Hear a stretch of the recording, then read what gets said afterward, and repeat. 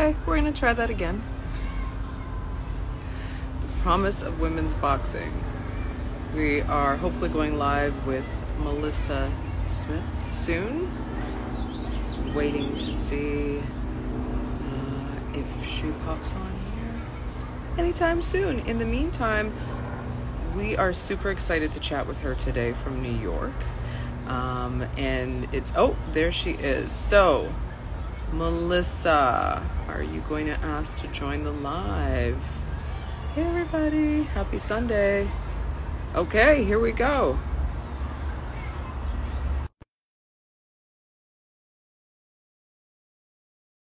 I said join. Melissa, here we go. Hey, good to see you. Hi, it's Hey, working. hey, what's going on? Hey. Hi, I took the opportunity to sit outside because it's really warm. So if I start sweating, I No, just need to enjoy the listen, it's warmth. spitzy in here too. It is hot.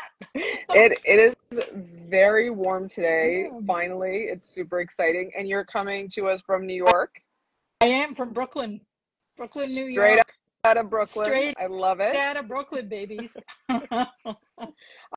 I'm so Yeah, happy you could jump on with us. And this is your first Instagram live, right? this is Oh my absolutely, yeah, God, it's I'm so cool. honored. I'm honored. Thank you Super for like exciting. having me. And I I did not know know. we would be showing faces, so that's. Oh, I'm sorry. Ooh, that's okay. So you see me raw, baby. Well, hey, we're both raw on a Sunday. Nobody Raw. needs to get done up on a Sunday Sunday. raw. Yeah, Just want to put a little more light. Okay, there we go. excellent. Light. So we haven't actually seen each other probably since, I don't know, probably since, October. the Yeah, Hall of Fame. sorry, I gotta open this. Yeah, Just bear with me, guys. take Get a little more your light in here. time. Take your Open my time. window. People are just showing up. Just showing up. Awesome. Yeah, we haven't seen each other since the International Women's Boxing Hall of Fame event, the 10th anniversary. That was awesome in Las It Vegas. was We had a great time. so good. And So good. and exciting to see what's going to happen this upcoming year. I know there's been some big announcements, and Hmm. people don't know, but you've been the MC probably for the last how many years? Since we started Yeah, in 2014, yeah, right, I was there the first year. I have, you know, I'm honored to be, a founding board member, with Sue Fox, who's just, without her, there isn't women's boxing. I'll right, put it that way in terms right. of the ability to create community. What she has done for the sport is really extraordinary. It is, and it brought Yeah, all of us together, and we keep, exactly. Girls Just Want to Box has been sponsoring for the past few years, and we keep, now Yeah. we're helping with production, and we're bringing people out and spreading the word, and we just got to keep spreading the word, and everybody's welcome. I think a lot of people don't understand that everybody is welcome to that event. Not only is everybody welcome, but as distinct from every other award program, every Yeah, other Hall of Fame, every single individual has the right to submit a nomination. right. This is democracy in action, baby. Everybody puts in a nomination, and then Yeah, through a very rigorous process, it is voted on by members of the board and by members of the substantial members of the boxing community. And it's, whoever wins the most votes gets in the Hall of Fame. yeah, and So it's growing, and what a community. Like, it's just so okay, so let me bring it back, because some people on our from our audience might not right, actually recognize or know you, and right, sure, it's not every day we have a women's boxing historian to speak to. that's And so true. Yeah. first question, how does that even happen? How do you become a women's boxing historian? And what, like, I know, I'm Wow. sure it's the longest story in the world, but I'm sure you've No, figured out how to condense it. I'll try to condense it, and I'll start it Okay. this way. In my 50s, I decided to finally get my bachelor's degree. I had been one, like 3 credits shy, never got a degree. Went back to school Wow. in my 50s and had a blast, and decided I would study history because that's just always what interested me. I got my BA, and then my family said to me, you got to keep going to school because you drive us crazy when you're not. So I said, okay, I'll go for my master's in liberal studies. Oh, So that was really awesome. And somewhere in the midst of doing that degree program, I had this idea that I would do my thesis on women's boxing. And really, the question I had was, if you're looking at the gender binary, you know, men and women, and this notion that they have these separate streams, what happens in a hypermasculine sport like boxing when women are suddenly in the fray? So I did my thesis on that. It was wow. called Boundaries in Motion, Women's Boxing, and I looked at it from a lot of different angles related to gender studies. Out of that, I started to give papers academically, you know, on women's boxing and the notion of hypermasculinity and how it's in quote unquote invaded by women's participation at certain points Interesting. in history, and at other points it's not. Out of that, Yeah. I was offered the opportunity to write a history of the sport of women in boxing by a publisher called Rowman and Littlefield. And they're sort of one of the biggest independent academic publishing houses in the United States, and they also publish in the United Kingdom. And so I said, okay, sounds like a plan. Now, I had no intention of ever writing a history of the sport, but I did. I dug in. It took me a year to write and another year to get it published. And it, you know, it remains to this day. I published it in June of 2014, which is like 10 years ago. Wow. And while it came out June 5th, my new book is coming out June 4th. How crazy is that? Oh, I love that. And the thing about it is it still remains the only history of the sport that was ever written. Is that even possible? No like one, that is you know, bonkers to me. there, you know, that I will say there are some wonderful academics doing research related to boxing, related to women in boxing, but it's not pure history. It's not digging in. You know, it's looking at aspects. It's looking at, you know, the kinesiology in women's boxing. It's interesting things. Interesting. All interesting things. Yeah. All really fascinating. Yeah. And there's a wonderful program at the University of South Wales that is looking at, that has really done like amazing work on the history of women's boxing in Wales. Wow. Which, you know, for those of us who applauded Lauren Price for defeating Jessica McCaskill a couple of weeks ago, you know, she's like the queen of Wales at this point, because not only is she the first professional champion female in Wales, but she also won the gold medal at the delayed Tokyo 2020 Games for the UK as Team GB. Yep. But, you know, they're like, yes, Lauren. So anyway, that's how one becomes a historian. It's an accident. By chance, but also by chance, but so fueled needed. by my own passion for the sport. You know, I've always followed boxing. I always loved boxing. I stepped myself into Gleason's gym when I was 42, back in whenever that was, 1997. And really got to know women in the gym, and it was like, wow, they're really fantastic athletes and nobody gives a damn. So I tripped across, you know, World Boxing Archive Network, WBAN, started to dig that in, and then I started my own blog in 2010 called Girl Boxing, which is why I'm girl boxing all over the place. Boxing now. And follow. Girl Boxing now on social media. Girl Boxing now. and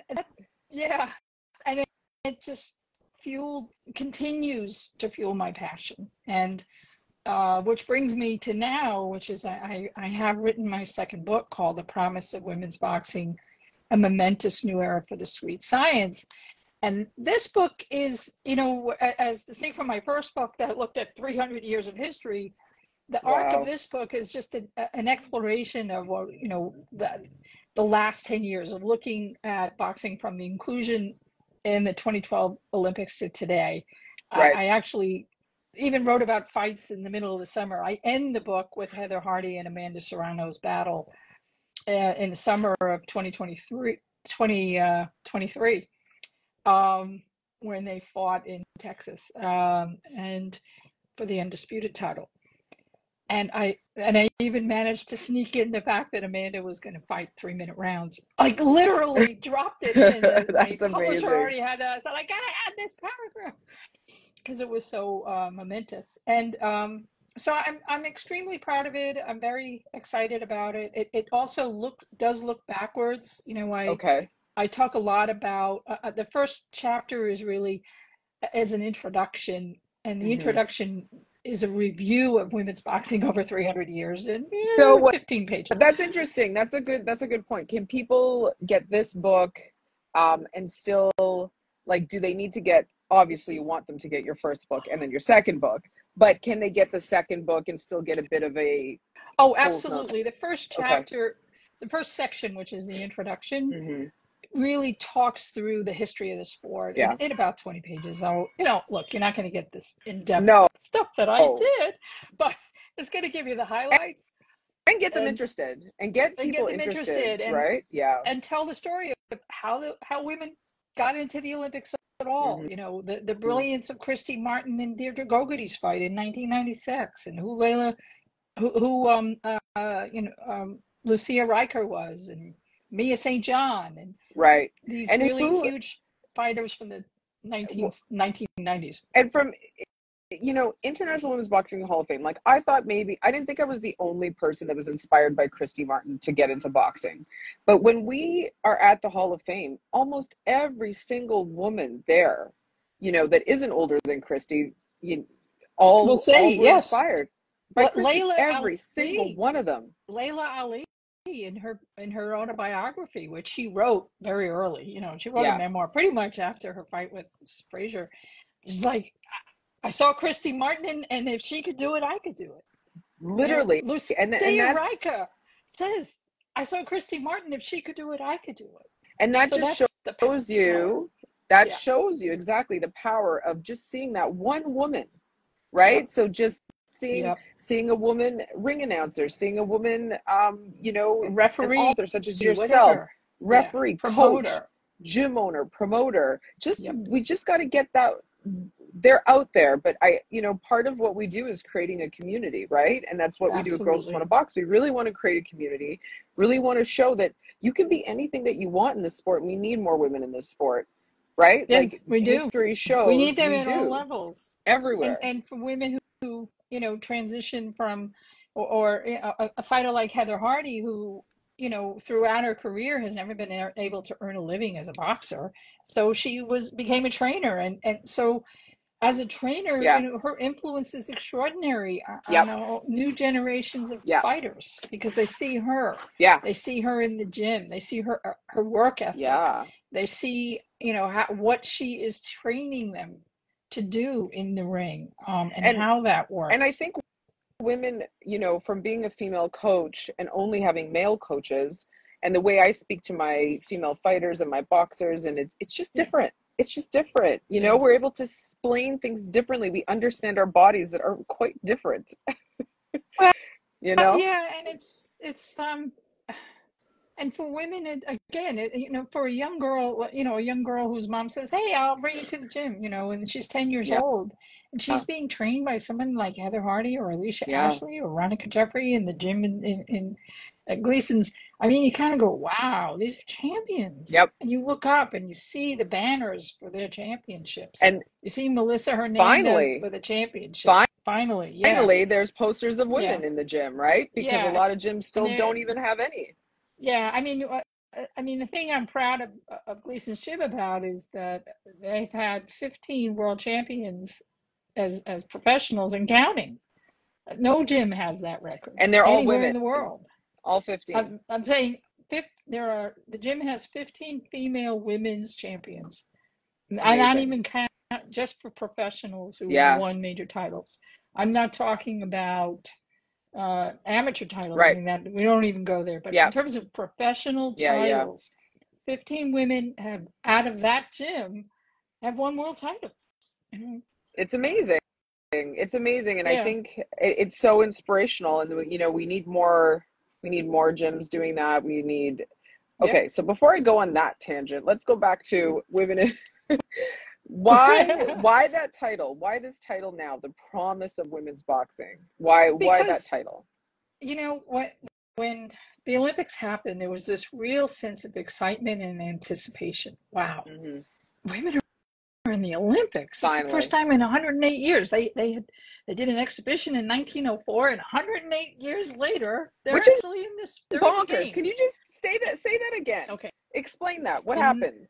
in the at the St. Louis Exposition, which is where the Olympics were held in 1904, men had an exhibition sport of boxing that was under the aegis of the Olympics, and women had it under the aegis of the St. Louis Exposition, but it was considered part of the Olympics. And they had an exhibition bout between two women in big bloomers, and there's actually photos that exist of them fighting. And in 1908, the men's Olympics became a sport in the Olympics, and in 2012, women entered the Olympics. 36 women. Okay. I had no idea that it. So I grew up as a figure skater, and your goal is always to get to the Olympics. Right. That's what you do. So when I started boxing in my early 20s and mid 20s, early 20s, really started boxing. And I was like, okay, I went to talk to my coach. I'm going to do this. How do I get on the provincial team, national team? And then we get to Olympics. And he was like, it's on the Olympics yet, Kristina. I was like, what? Like, it just didn't even dawn on me. And I'm like, well, what do you do with an amateur sport? What is your goal then at that point? Well, you have which to I know there understand, is, but in most countries, it wasn't legal in the United States of America. Right. Amateur women's boxing wasn't legal till 1994. Okay, so just so crazy. How are you going to be? All right. I mean, women boxing, especially who didn't really have chops, because there was nowhere else to learn how to box. Right. There were no amateurs. In the ring. So finally, the amateurs were legalized, and there was this, okay, let's start having world championships. Yep.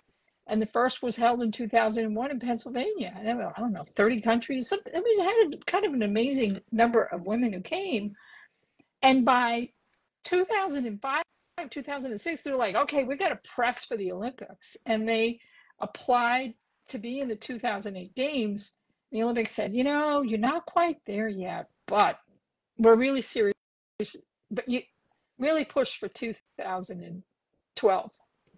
And there was and we have Katie Taylor telling you to thank for this. There was the Olympic Committee in the United States, the AIBA, which was at that time the umbrella for international elite boxing, said, okay, let's put on a test boxing event. Katie Taylor was one of the fighters. Marlena Esparza was the other. Yep. And they, of course, are both superb boxers, put on a great show, and they were like, okay, this is good. And then there were the 2010, I think it was 2010 in Barbados. There was a terrific women's world championship.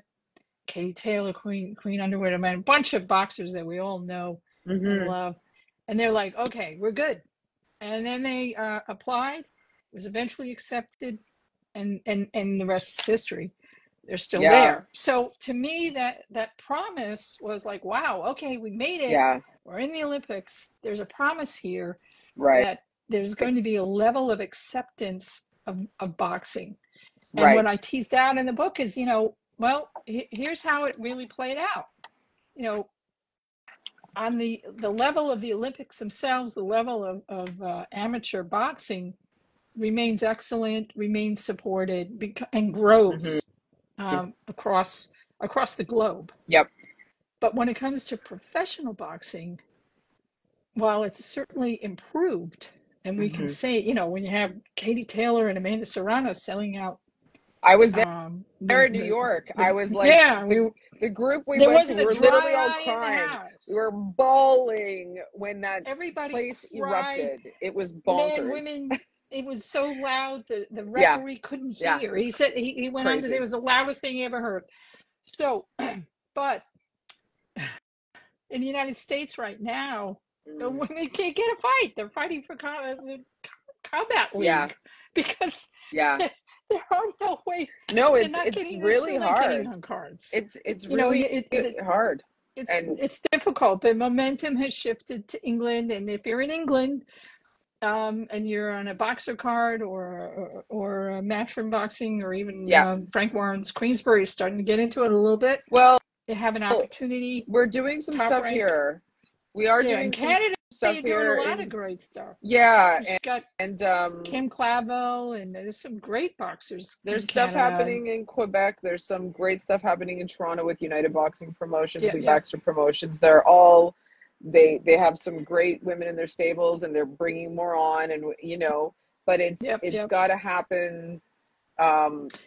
It's got to happen faster, and it's got to be on top of mind. And I think if there's more female promoters that are focused on women's sports specific female promotion, Right. all female cards, all female, just getting the numbers, just we got to up the numbers. A Yeah. fight on any card. Look, we've had 2 huge cards globally in the last month. We've had the just Usyk Fury card. Were there women? No. Canelo card. There were 11 fights on that card. You couldn't stick one woman's Not fight. one. Didn't have to be a championship. Could have been an 8-rounder. Yeah. What's that going to cost you? 16 minutes. Come on, guys. Yeah. Nothing. Yeah. It's such a waste of opportunity for boxing.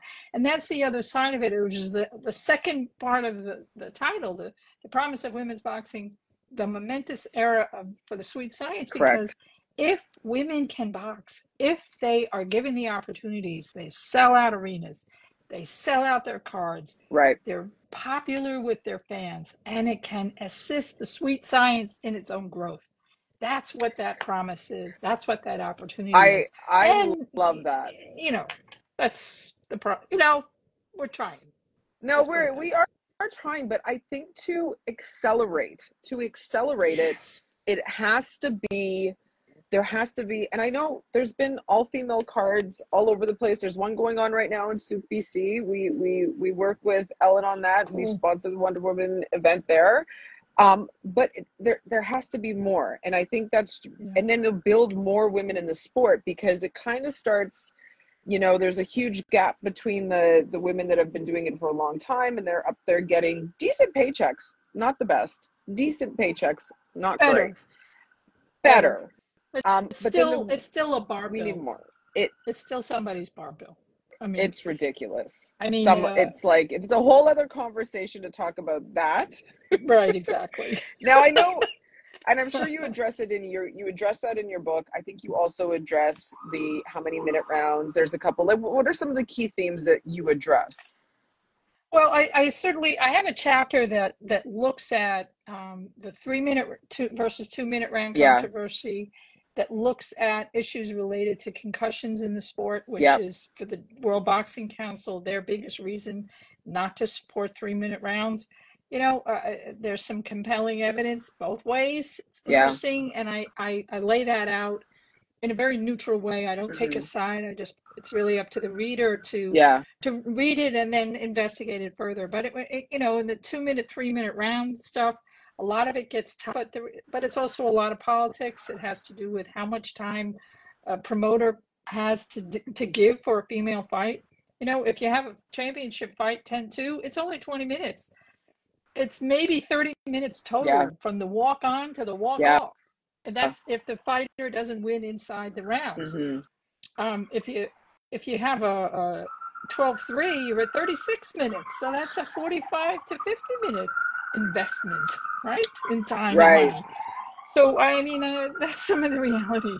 Yeah. We'll see, where this really lands. The other side of it is maybe everybody should fight 10-2, because the fact of the matter is the concussions are real, damage is real, and more men are suffering than women because they're consistently fighting 3-12. So we'll see. Correct. We'll see where that's an interesting point, and I don't think people ever think about it that way, right? Like, if it's so bad for women, is it scientifically proven that women's brains are softer than men's? Is that a thing? It's an ongoing a discussion. Yeah. There is some research that says, well, it's smaller brain. It's that there are some anatomical things. Maybe Right.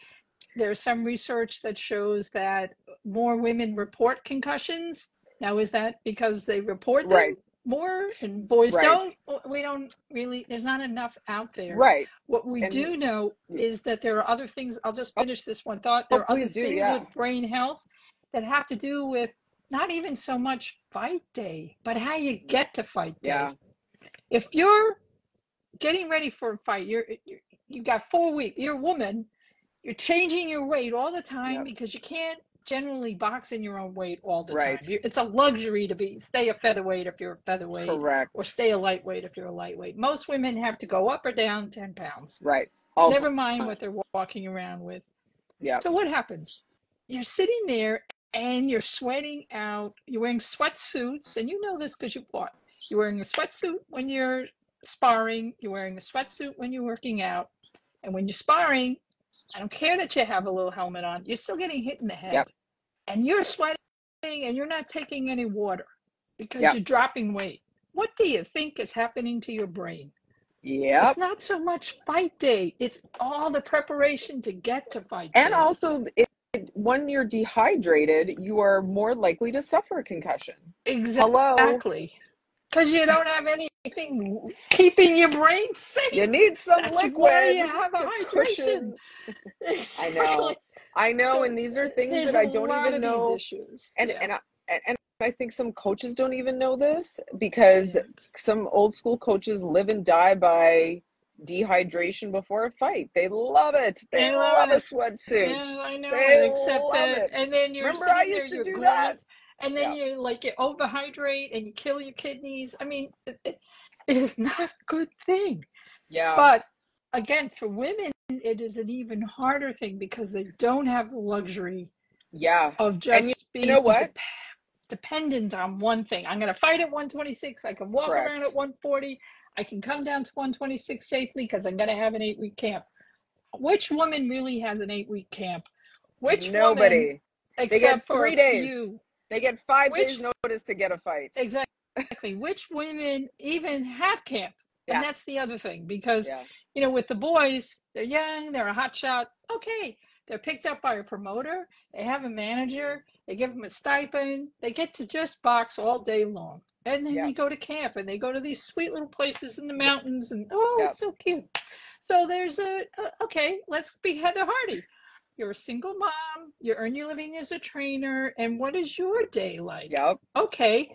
You have to lose a couple of clients, which means your income suffers. And you're adding 2 to 3 hours of extra work to your day. Hello, welcome to camp. Camp is you get to get up an hour earlier, drag your kid to the gym, and have breakfast sitting in the gym while you're doing sparring before you start your clients. That is camp. That's camp. And I'm gonna tell you, Melissa, we just had our all-female fight card. Right. We had I think we ended up with 11 bouts. Everybody came in on weight. Why? Because we matched at their walk-around weight. We matched them all at Helene did such a great job matching them. She was like, what is your weight? Awesome. Great. We're going to match at your weight. Crazy. So right? Smart. Because why are we trying to get them to lose 5 pounds for what? If you can find someone, because you do the work, that can match them at their weight. And the officials were like, we had all female officials, a female doctor. Yeah, Helene, you killed it. And they all came in and the officials were like, wow, all the fights are a go because everybody actually came in on weight. I think there was one little girl that was a little bit light. And she just had to go eat some food and she was fine. Like we had 8-year-olds boxing, Melissa, to open up the card and 46-year-olds to close it. I love it. No, this is, but everybody was Bonnie Canino, happy. They were happy because they weren't starving. They used to do the Women's National Golden Gloves amateur competition down in Florida. And one of the things they would do is for the people, on the one hand, there was the official thing. You'd be a Golden Gloves winner, yada, yada, yada. But for the people who didn't win, they did a second chance round so they could at least have Yeah, a competition and get a little something. It true. was beautiful. And it And was because women were managing it and and there having fun. are And exactly, and there's just like yeah, thinking about things that benefit women, just not always doing it the way they used to do it because that's the way men have always done it, right? right. I think there's a way to adjust it slightly so it's still boxing, it's still the sweet All science, boxing. it's just we are adjusting things to suit women better because we want longevity in the sport, we want to be a part of the sport, we love it, you know, like Yeah, and we need brain health, and we need yeah, we need them to keep going, and we need them to box in a fair environment yeah, and not be beholden to promoters who don't have their interests at heart, which is the other thing. which is the promoters, managers, everybody, right? And you know, part Yeah, hopefully what we want to do on our website is start listing who are the female matchmakers, who are the female promoters, who are, because yeah, we need right. more women to step up in the sport and not wait for, I find that a lot of women, at least I did in the past too, we're waiting for someone to invite us in, give us permission, whatever in the Hmm. sport, but it's not going to happen. We just got to do it. Just, Right. No, you know, you just gotta go. You just can't if like you you wait wrote for these two permission, you'll books, never go you'll anywhere. never go Just anywhere. But apologize later, yeah, you know? we'll ask for, yeah, we'll ask for Oh, oops. forgiveness later. How No. dare we? How dare we? Oh no. Okay, so going back to your book, I got the pre-order. Now it's really important to get the pre-order, right? Like people can go right now on Amazon and They pre-order your can book and because go on that's, yeah, Amazon, Barnes and Noble, whatever, and they can buy the book pre-order. yeah, And then, you know, and if you do like on Amazon or something, please come back, put a little review. That'll be awesome on that first 100%. day, you know. 4 stars or better, Isn't it unless five you're really, stars? you Don't know. we want five Well, we stars? of Isn't that course a thing? 5 stars, 5 stars. 5 stars, But yes. and yeah, and then so the book launches officially on the 4th, so you can buy it before or on the 4th. That would be amazing. So I Yeah, can, you know, show, wow, I won the category. yes. And then on June 15th at Gleason's gym, I will have a book launch. So I'm really excited This is about that super because there are, exciting. So if anybody's in New York and they want to go to this event at yeah, Gleason's or make it's a at, trip to go, tell yeah. everybody who's going to be there. This is crazy. So So what's great is as part of the event, I decided to put on a women's boxing forum because I thought, listen, I want to be the main event. I got to have an act to go on first. So they're my opening act. And the opening act is amazing. It's a women's boxing forum. The question is, has the promise been met? Got Alicia Ashley, who, you know, is originally from Jamaica. She was a 2023 inductee to the International Boxing Hall of Fame in Canastota, only the third year with women, and um, and also with the International Women's Boxing Hall of Fame. Heather Hmm. Hardy is going to be a panelist, who Of is a former course. WBO World Feather titleist and just We love recently Heather. retiring. Ronica Jeffries, some of your audience may not know Ronica Jeffries, but she's an amazing 3-time champion. We always look at her in the gym and go, best in the dang gym. She's an amazing boxer. Wow. Maureen Shea, the real $1 million baby. I mean, Wow. she was cutting her teeth in boxing in the early 2000s. She was Hilary Swank's sparring Maureen partner before Shea's she going to be filmed. there. Amazing. Maureen Shea is coming up from Florida to do this. I am so friggin' honored that she's going to be there. And to round it out, we got Shelly Vincent. Hello. Shalito's Way herself is coming. So you're going to have Heather and Shalito. They had two like kick-ass fights together, and they will be together on this stage. I'm so honored. And then as a moderator, I have Raquel Cepeda. She's an author and a filmmaker. She wrote a book called How I Became a Latina. As a Wow. filmmaker, her most recent film was an award-winning film called La Madrina, Savage Life of Lorraine Padilla, who was a beloved South Bronx matriarch and former First Lady of the Savage Skulls Gang. So Wow. she really brings some meat. She's an amateur boxer herself at a Mendez gym, Wow. and she will be the moderator. And you know, she's already, so the questions will be probing. They'll be interesting. They'll be provocative. And I will be videotaping it. I don't know. We'll see if we can do it live. No guarantees that Come it will on, be you live, can but get someone certainly, just to hold an Instagram live up for yeah, us. you know, and maybe one of my nieces can just stand There there you with a go. camera. And but for sure I'll have it on YouTube, you know, following the event, you know, just have as soon as we get it edited up. So that's part one. Part two is me, main event. We'll do a little Raquel will do some Q&A with me, and then I'll do a reading. Then Are you I gonna get sign to do the actual some book books? signing. We'll Okay, be selling great. books, so hey, come buy books, And get it because I spent a fortune signed. to buy them for you.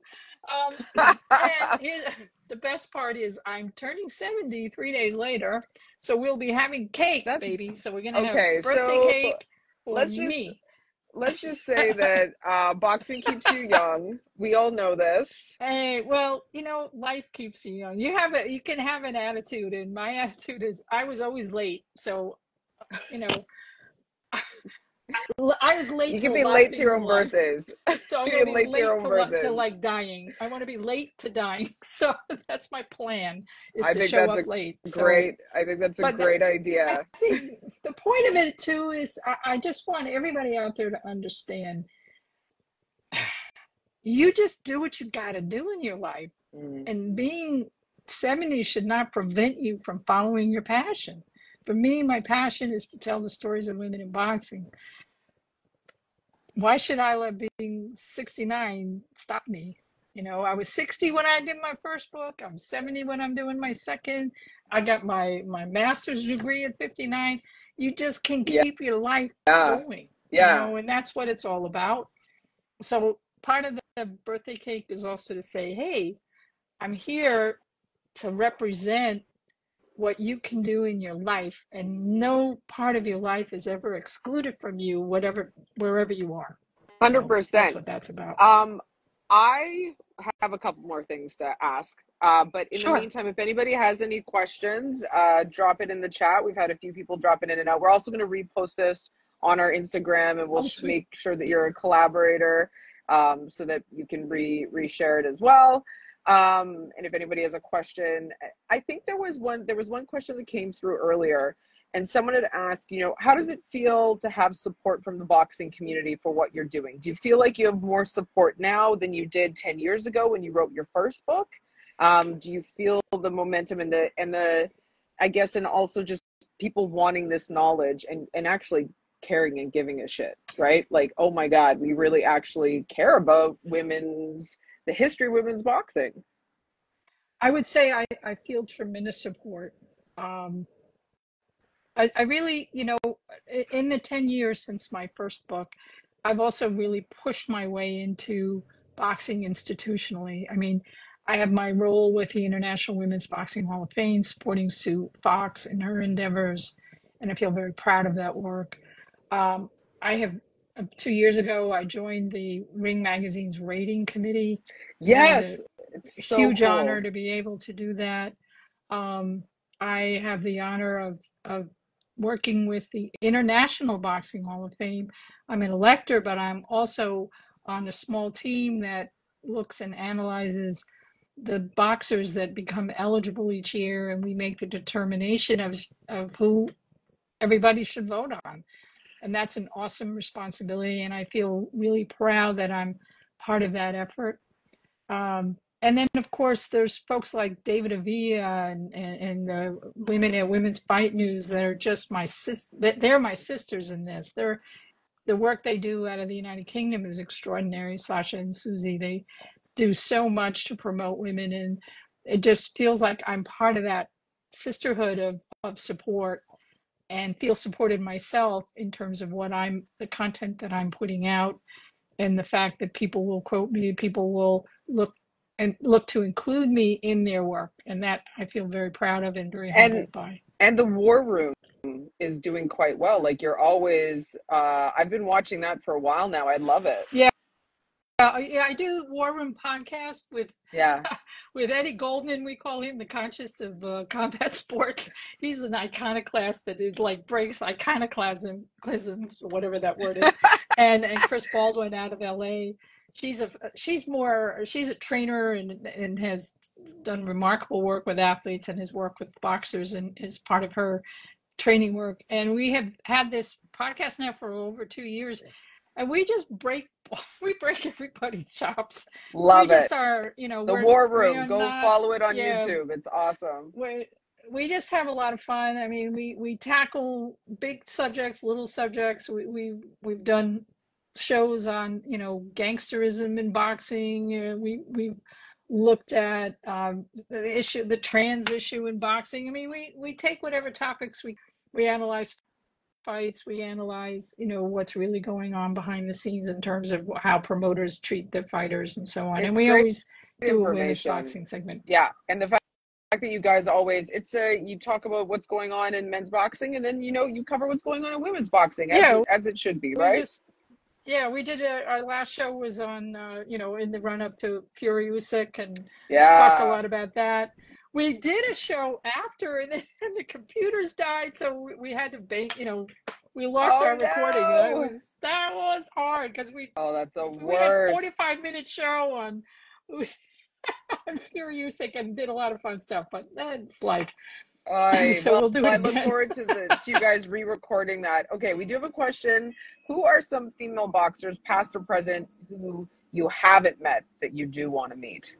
Oh gosh, I did. Well, no, I did. But who?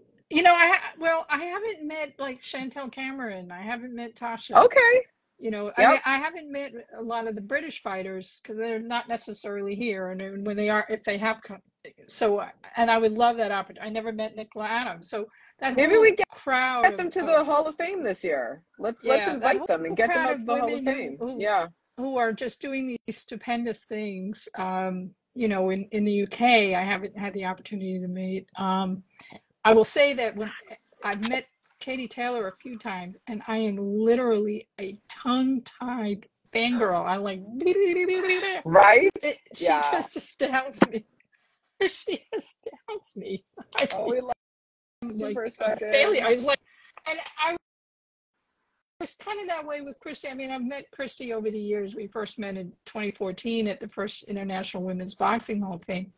But we had her on War Room to interview when her book came out last year, about, what it was to recover from being shot, stabbed, beaten, and left for dead.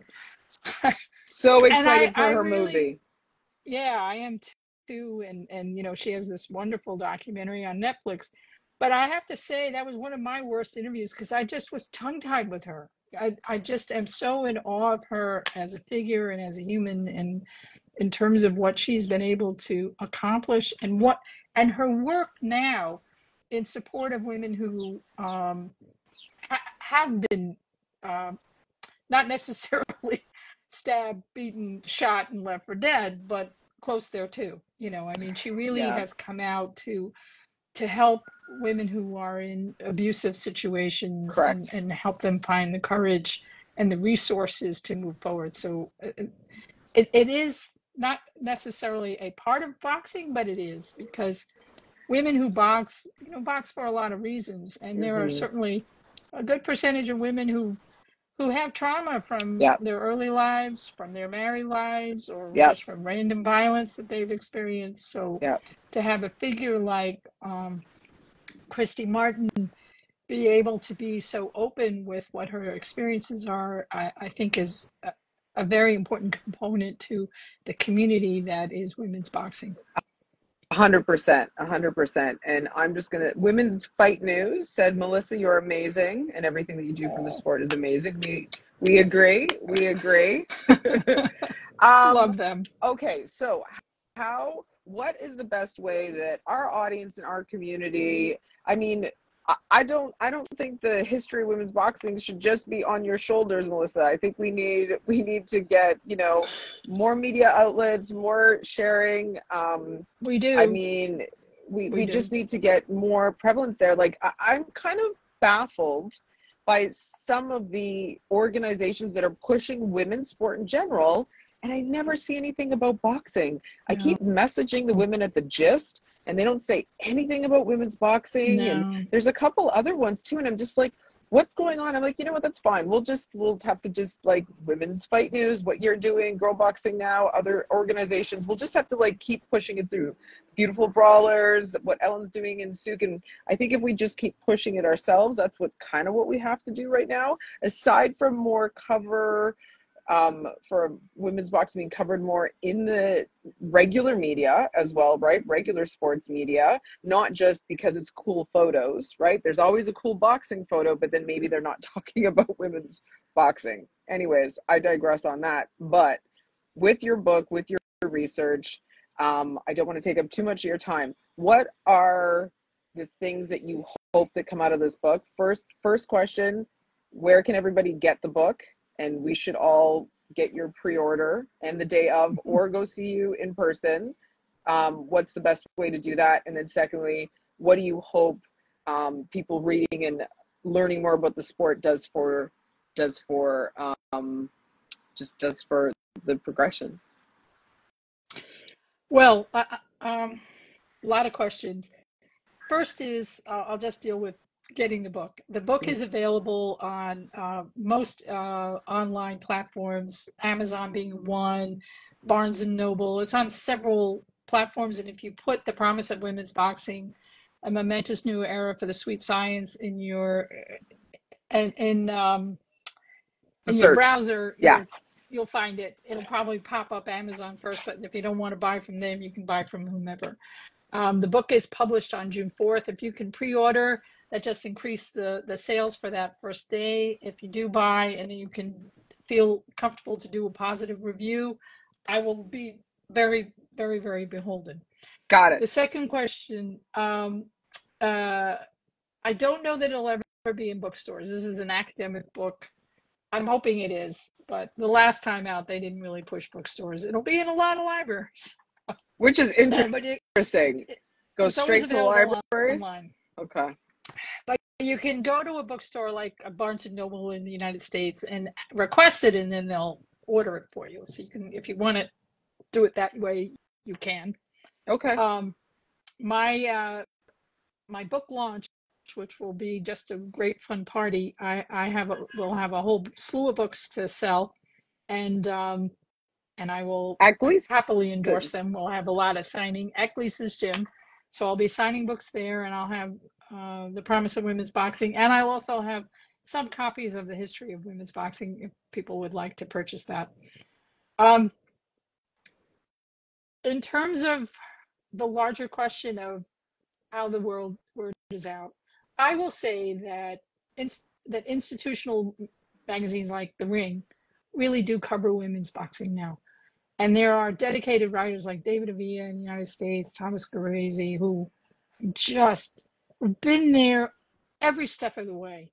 And I know that because I cannot tell you how many endnotes I have that have David Avila as the writer or Tom Gervasi.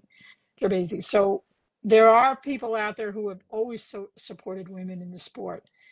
But it was very hard to get the visibility, to really see that there was in this wilderness when Layla Ali left the sport and there was no more television coverage in the United States. Right. There were amazing champions, and I talk about it in the book, that nobody ever heard of. Most brilliant fights in the world, nobody ever heard of. Well, the idea here is to demand that there is a history, to demand that these stories are told. And if I missed, because I'm the only one doing it, I beg people in school, I beg people with passion, take up history writing. It's the greatest thing in the world. You want to talk about it, contact me. I will mentor you. I will talk you through how to write a book.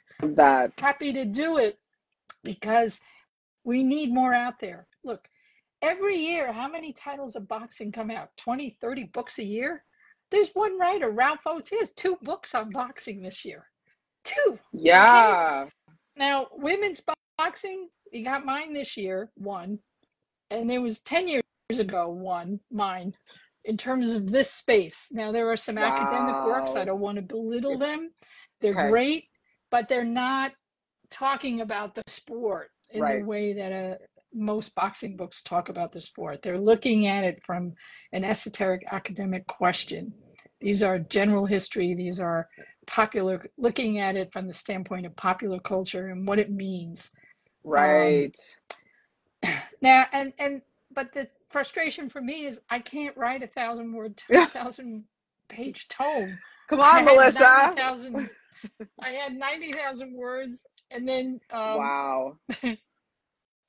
put in 100 and had to cut. I can't tell you. I had a whole chapter I had to cut. They wouldn't. So you have another book written already. Do it. Well, the point is, every story will not be told in this book, and that's what breaks my heart. Because there are fighters I won't talk about. Like some of the British fighters I don't talk about enough because they came in too late to my story. They're coming into fruition in 2020, 2019, 2021. Yeah. Books aren't like, so it's not an Instagram live. It's not live day. There's the mention, somewhere. I talk about Chantel Cameron, but I don't give her quite the depth that I should, that I wish I could have. Right. And that's for someone else for the next book. Yes. So please pick up this gauntlet. Please write these books. Don't make me the only one. What happens when now maybe I'll have another when I'm 80. I don't think so. I think you have another one ready to go pretty soon, hopefully, with all the writing that you've done. But And I know I saw Helene had a question about the Barbies. Yeah. And actually, there was a Barbie. My personal favorite Barbie of all time, and I have to tell you, when I was a little kid, I used to take Barbie head-offs, but that's another story. That's another conversation. Barbies were not my thing. Take their little heads off and shoot them. But the first boxing Barbie was Nicola Adams. Now, what's so amazing about the fact that it was Nicola Adams is not only was she a black Barbie, because Nicola Adams is black, the Barbie had half her head shaved because that's how Nicola Adams wore her hair, and she's gay. So you had that was Nicola Adams. So I was so where do we get that Barbie for doing that? Barbie came out 10 years ago. Got a that dig. Barbie came out 10 years ago. Wow. Yeah. So now there's a Barbie for a new boxer, but that was okay. We're gonna look for that. The first Barbie was Nicola Adams. I will post the picture again.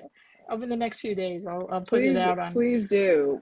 We also have Canine Boxing is saying, tell Melissa the champ said hello from Canine Boxing. Oh, hey champ. I used to do podcasts with the champ. Oh, thank you, Canine. Awesome. Thank you. Thank you for tuning in. Oh, Estelle Mosley Barbie. Barbie, Estelle Mosley, right? And she's from France, and she's quite something. I love all of that. Yeah. So yes, it is in popular culture. It's getting there. Clarissa Shields' film is coming out. The biopic is coming out this year. They filmed it in Toronto. We know a lot of people that were in the movie, and I hear it's fantastic. Yeah. And I forget to mention this, but Clarissa forward for the book. Yeah. Folks, so she did. She wrote the forward. That's so awesome. Amazing. She was so kind to give her time to do it, and I was really, her team was so helpful and supportive in helping to make that happen, and working with me and with some friends to make sure that we would get it on time, and all the things that happen when you're writing a book. Right. So don't let me forget Clarissa. I forgot to mention that. Yeah. Because she's awesome. I just adore her. And what's cool is one of the photos in the book is of her at 17, which I took when I first met her in New York City in 2012. And she's sitting there with Alicia Ashley. She was on a radio program produced by Sue J. Johnson, who did the T-Rex, was the executive producer for T-Rex documentary, and has been extremely helpful to me and supportive of my work. She had brought Clarissa to New York, so that photo of Clarissa as a 17-year-old is in the book. Yeah, very cool. Which I took at that event. So that was quite something to see her, to see the change in her life in 12 years is Well, kind of yeah, just extraordinary. watching her journey has been amazing. I can't Hmm. wait for her movie to come out. One of our Yeah. ambassadors were one of the uh she was one of the stunt doubles in the movie for Oh, another cool. for yeah, there was a lot of local female boxers in it. At one point, I was up for one of the older women she fought at some Oh, point. I cool. didn't get it. That would have been cool. I didn't get it, but Yeah, yeah, that yeah, would it be, was yeah, filmed in Toronto, so we're very excited to support and see that. it's great. I love that she wrote your foreword. I've already pre-ordered the book. I can't wait to get it. Thank you. Everybody who's on here, pre-order the book. The other thing is that we see things happening and we're like, oh, cool, that's amazing. I love that this is happening. We'll support it. Support the female fighting locally. Go see your female boxers. Go to your local gyms. Right. Tell people you want to see it. Like support the book, support the podcast, support the, like, follow, share. Like you said, we have to start supporting each other within the community because it's the only way it's going to grow. It can't be just the one woman in each city doing all the things, right? No. And the thing is to really understand that it, to network with each other and support each other, if whatever your platform is, Yeah. it costs you nothing to give a like when you see a female Yeah. boxer's picture on your Instagram, or if you're on LinkedIn, which I am under Malissa Smith, I'm there to try to promote the idea that part of women's empowerment is also accepting that there are non-traditional things, and women's Yeah. boxing is still considered non-traditional. I mean, as an example, in the early 70s, it was women who said, you know what, I want to box professionally, and the states were saying, no, you can't, and they sued. They sued and said, wait a minute, thank you, Yeah. President Johnson. Equal rights includes equal right to federal employment, and out of that came equal rights in all employment, and women were winning their cases, and they won them in such a fashion that the states stopped trying to even fight female boxing anymore. They just said, okay, it's not worth the fight because we're going to lose in court. But And that was in the Right to Fight doc, right? Right, that was in the Right to Fight doc, and I talk a lot about it in the history of women's boxing in the chapter on the 70s. And so that's when you saw women like, Sue Fox. That's when she started boxing. She saw the first fight in the state of Nevada. I was like, oh my God, I want to do that. So we started talking about Christy Martin, but it Yeah. goes back and back and Goes back back. and back and back. The Yep. fact that there were women who were boxing in the 1880s in the United States, all over the country in the 1890s. We would never know. We would never know, right? There was It's no like way. you So I love that you reinvent cover the that. wheel. Yeah. And we cannot allow the reinvention, the erasure of what women accomplished Correct. in this sport. Good, bad, or indifferent. You cannot erase it. You cannot erase the fact that there were women who were promoting fights. Yep. And managing their fights, managing their brothers in like 1916 in America. Okay, two women managing their brothers' careers in two different parts of the country. One of whom was a Native American woman who was a Cherokee, and she had two fighting brothers. And that's it's all in your that first book. information. And that's in your first book. That's on my first book. The point is, all that information is out there. It's out there, It's and it has to be cherished, amplified. And when I was talking to Georgina, who directed The Right to Fight, she said it was so hard to find information about women's boxing. If it wasn't for Sue and her archive network, there would be no information about women's boxing. There would be almost impossible. Nothing. It's very impossible for me. When I wrote that book, I would spend days and days and days on newspaper sites. Now, luckily, most of it had been digitized. Right. So I was able to go back to British newspaper to bring up newspaper articles from Great Britain. Wow. From the 1700s. So I was able to find that documentation. It's just a matter of ferreting it out, finding it, and then the role of the historian is to have a perspective that then interprets what we find. Right. And that's another complication of what one writes. In the Promise of Women's boxing, I always try to stay neutral, but I do have a perspective, and my Right. perspective is that history has to be told. Yeah. And I don't want to be alone in this. I want Yeah. other historians. I want other people to really embrace the notion that this is worthy of telling these stories, that these become important documents that talk about our culture as a whole. And they really do. And you see how the ebb and flow and acceptance of women's boxing is very dependent upon the place of women in our society at any given Right. time. I'll give the story in the United Kingdom during World War I.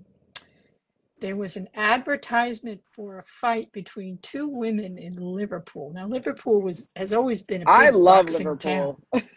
It's Big so boxing fun. town.